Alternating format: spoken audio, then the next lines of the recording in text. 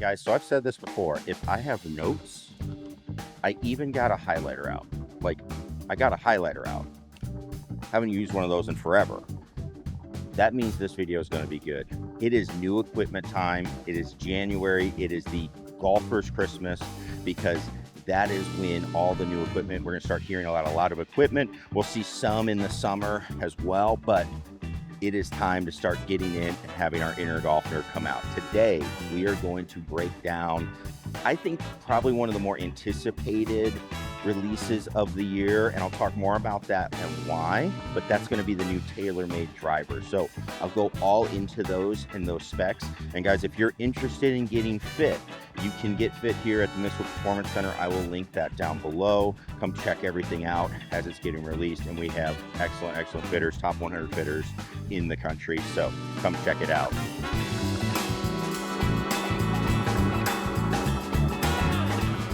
All right, guys, so let's dive into the TaylorMade driver. This is the Qi4D. Now, you've probably seen it already. It is going into players' bags almost immediately. So right off the bat, this is why I think this is one of the more anticipated releases of 2026, because in 2025 there was a lot of kind of news, and we heard stories of the top players not necessarily putting the new driver in play and sticking with the old model.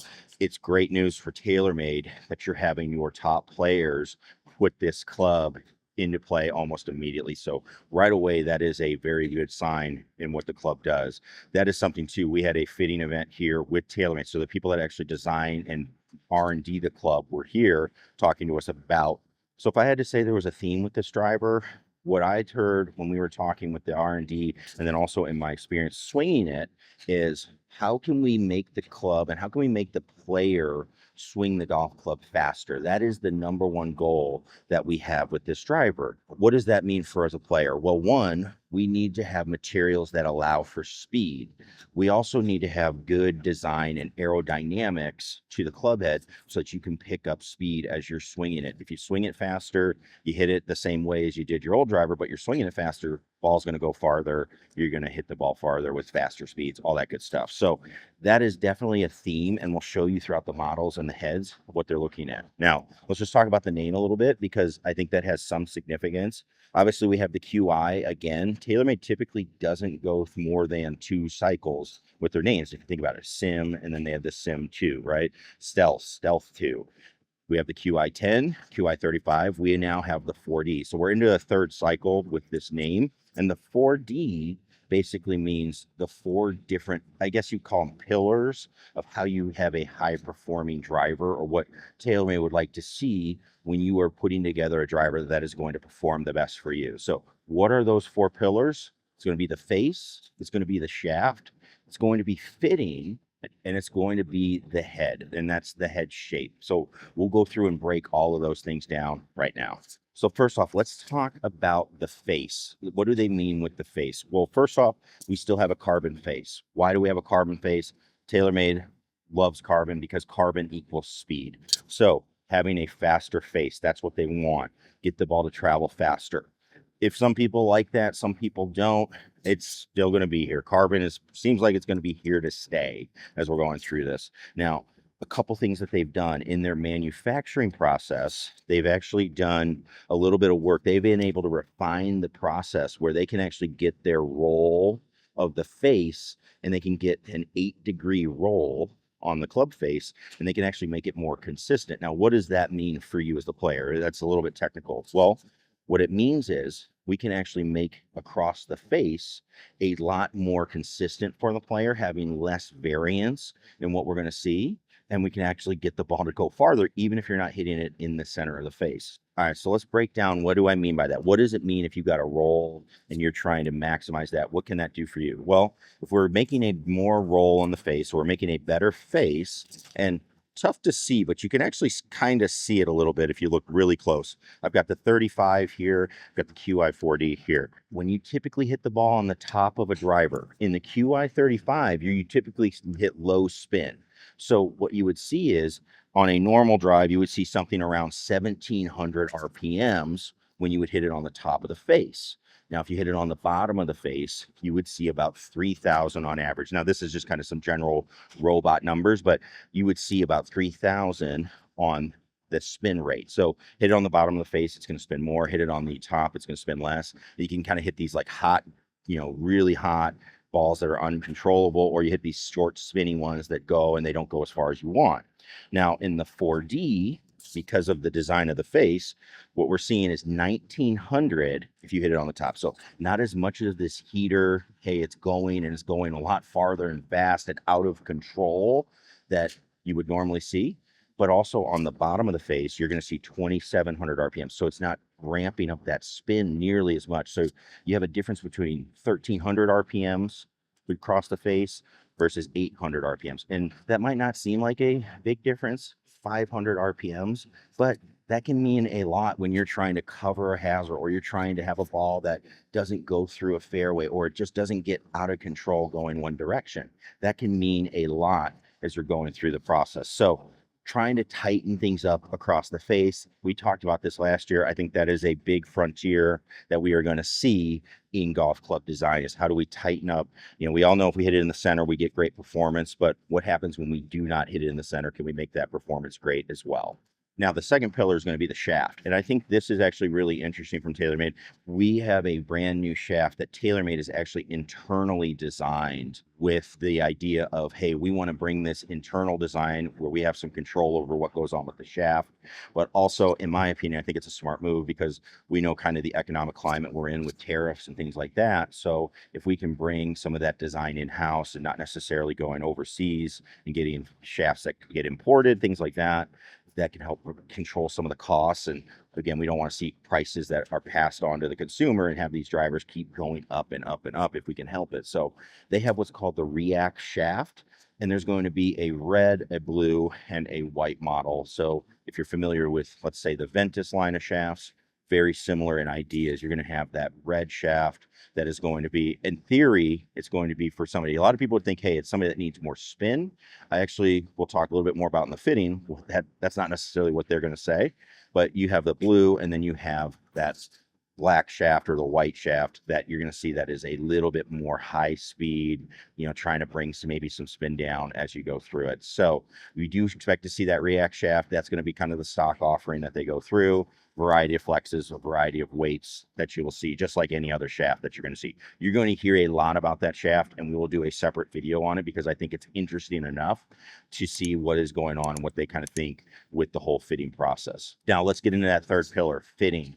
When we are fitting, what are we looking at? Well, obviously here at the Missile Performance Center, we have fitting, and we do all that, and we use TrackMan, all the best technology, and we can get an idea of where we're going and have the ability to try a bunch of different shafts and see where we can dial things in. Now, TaylorMade is really honing in on that process because now they have more control with the shafts, that they have this idea of where they want to take fitting, and they want to basically shape where fitting is going to go. Again, I'm going to talk more about this in a future video, but essentially controlling the left and right direction, your ability to square the face up, they want to control that with the shaft and what shaft you play. They want you to think about, hey, this is how this is going to go, and matching the shaft up that will then help you square the face as best as possible. So again, that's going to be one of the dimensions. We're going to talk about that in a future video, but worth mentioning because we do say there's 4D, and that is one of them.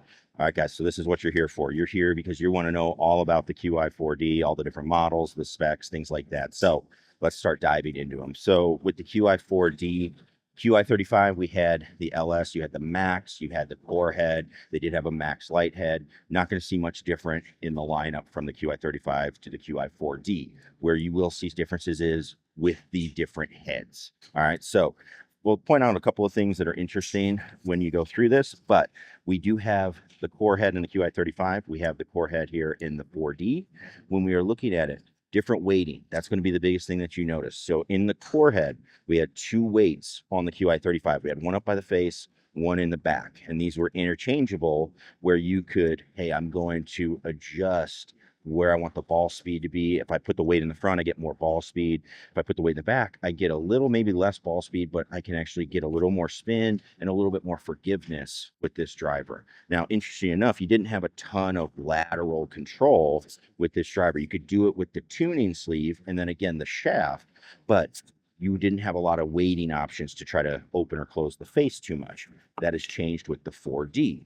4D, you actually have 4 weights, 2 up by the front, 2 in the back, which is interesting because the old LS head looks a little similar to the old LS head, and the core head of the 35 looks like the current LS head. So we'll get into that. But you actually have here 2 weights in the front.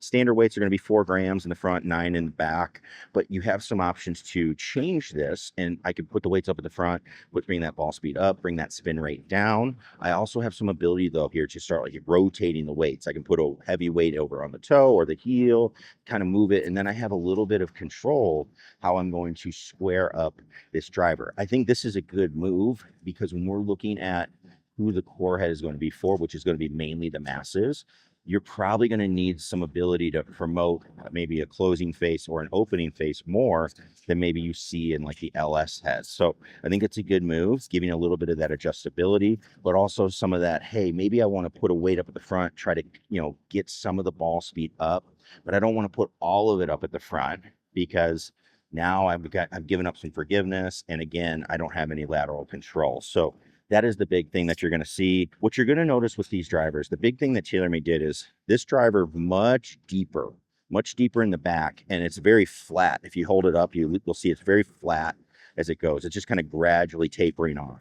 When you look at the Qi4D, we are going to see more of a curve here, and you'll see it a lot in the LS model, but you're going to see more of a curve here, and that's something that can give you a little bit more aerodynamics to the driver head. So biggest thing, again, I said that you'll hear about is speed. How do we get the club head to travel faster through the air?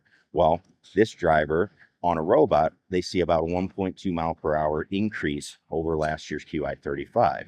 Rory McIlroy saw about a 2.5 mile an hour increase when he switched.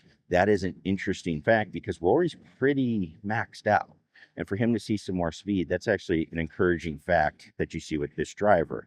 Still have the carbon face. Also interesting that you have the fitting markers. This is really cool. When we talk about the fitting procedure and closure rate with a GC quad, that is something they are huge on. So having the fitting markers already on here, they are tournament legal. So you can actually play with these and you actually can get all your data. If you were hitting on a Foresight device, you would already have the markings there that you need.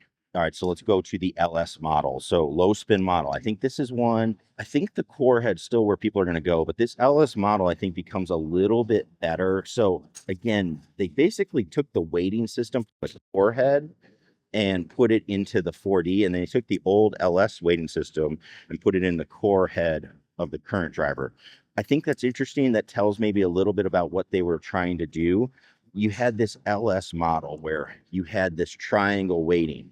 And when we think about LS players, people that I see playing LS models, a lot of them are going to be high speed. And typically those players at high speeds, they do not need workability. They just want the ball to not go off the planet. A lot of them fade the ball and they're just trying to keep the ball from going hard left. So for these players, we don't need this weighting where we can adjust and say, hey, maybe I'm going to try to close the toe a little bit. I don't think many players want that. Also, you have this weight in the back and we're trying to adjust it. Most players are just going to want to get all the weight up to the front and not worry about, hey, where am I balancing that weight out? I think it just makes a little bit of a weird dynamic when you're talking about a high-speed player. So in the new LS head, we have just the 2 weights, one in the back, one up front, where we can just move the weight up front. You want to go super, super low spin, high speed, throw it up there. But also, you could actually throw this in the back. And again, you're not adjusting the left and right, but you're just going to see, hey, maybe I have this low spin head, but I just want to add a touch of spin to it. So it could be, I'm not saying it will be, but it could be a great option for somebody that is slower speed, but high spin, because they can bring spin off of this, but not have that ball kind of diving out of the air necessarily so much. So be interesting to see that tried out and see how that goes for people as they're swinging it. Now, the other big difference that you'll notice, again, is going to be head shape. So smaller head, very noticeable when you look at it from the top, but When you look at the back of the driver, same idea that we see in the core head. We have this driver right here. We've got this thing flat. You look at this LS head. It is sharply curving up. So they're taking some mass off of the back of this driver. All right, and finally we have the max head. So with TaylorMade, and actually in the driver industry in general, we heard a lot about 10K drivers the last couple of years, having a 10K model and that being maximum forgiveness. So how did they do that? Well, basically what they did is they made this really long driver. It goes way back and they shove a bunch of weight in the back of the driver, makes it super hard to twist. And when you hit it on the toe or the heel, it doesn't twist very much. It's very forgiving. Now, the issue with that though is I think it slows you down quite a bit. We see a drop in speed. So you're trading off forgiveness, but you're getting a lot of spin and you're seeing your speed drop. So it can be a little bit tough because people definitely like to see the ball go farther. And forgiveness is something that's not necessarily at the top of the list. It should be maybe, but it's not necessarily at the top of the list. So kind of a tough sell sometimes. Now the Qi4D has changed that a little bit. This is no longer it's a 10K driver. They advertise at 9.7K. So very, very high forgiving driver. It's still that. Still has a long body and a shallow design to it, but we have two weights in this now. So you have a weight up by the front and you have a weight in the back. So when we look at this driver to me is a couple of things. One, they lighten it. There's no titanium in this driver. So it's about 9 grams lighter. So what that does is taking a very forgiving head and allowing you to swing it faster.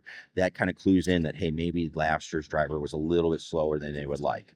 But we're going to swing this faster, still have a lot of forgiveness.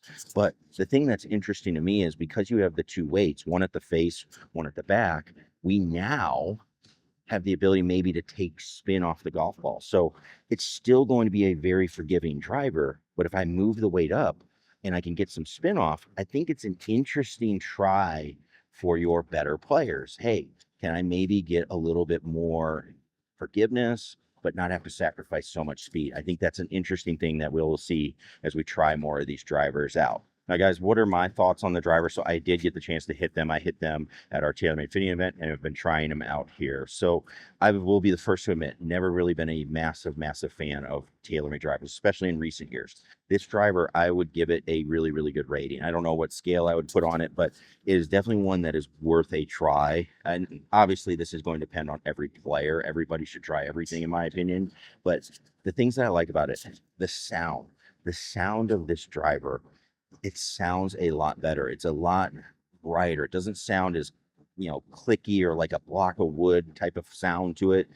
I like that they made it a little bit of a brighter sound. That is directly related to how it feels. The sound that you hear and is going to tell you kind of what it feels like. Those things are very closely related. So the driver feels a lot more lively. And I think that has a lot to do with just how it sounds. It has a better sound. Now, as far as the numbers, yeah, I saw good numbers. I saw that I was able to move the golf ball. I was able to see that golf ball compare to all the other drivers that I've tried in the past. I think that's a really good sign. The previous models, I usually didn't get the same amount of numbers as I was go through. I'll put my numbers up here on the screen so you can see, but that is what I would see. So is it a driver worth trying? Absolutely. Of course it is. It's TaylorMade. Why wouldn't we try it?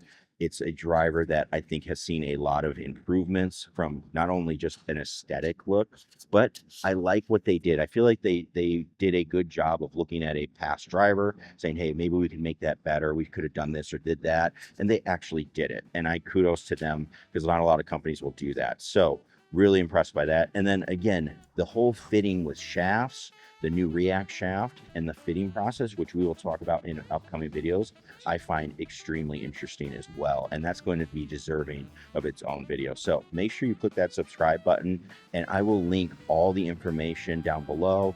And if you want to get fit again here at Mistwood, please click that link down below. Check us out. And as always, we will see you in the next one. Peace.